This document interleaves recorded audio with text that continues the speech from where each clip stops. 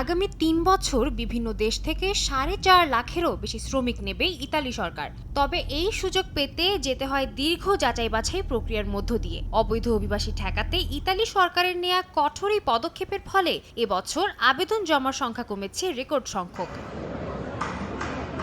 তবে ৩৬টি দেশের আবেদনকারীর তুলনায় এবারও বাংলাদেশিরা সবচেয়ে বেশি আবেদনপত্র জমা দিয়েছেন বলে জানালো ইতালির স্বরাষ্ট্র মন্ত্রণালয়ের ইমিগ্রেশন ডিপার্টমেন্ট।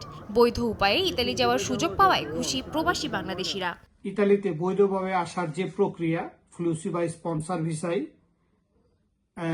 সেই আবেদন এবছর জমা দেওয়ার বিষয়ে বেশ কঠোরতা ছিল, যার প্রেক্ষিতে জমার পরিমাণ অনেক কম হয়েছে। কিন্তু ভাগ্যক্রমে বরাবরের মতো বাংলাদেশিদের আবেদনের সংখ্যা বেশি ছিল। ব্যবসা বাণিজ্য সর্বক্ষেত্রে আমরা এগিয়ে আছি এবং ট্যাক্স দেই বেশি, এজন্য আমাদের আবেদনের পরিমাণ অন্যদের তুলনায় অনেক বেশি। কঠোর নিয়মের পরও ইতালির স্পন্সর ভিসা পাওয়ার দৌড়ে এগিয়ে আছেন বাংলাদেশিরা। দেশটিতে বাংলাদেশি ব্যবসায়ীদের দৃঢ় অবস্থানই এর কারণ বলে মনে করছেন প্রবাসী বাংলাদেশিরা।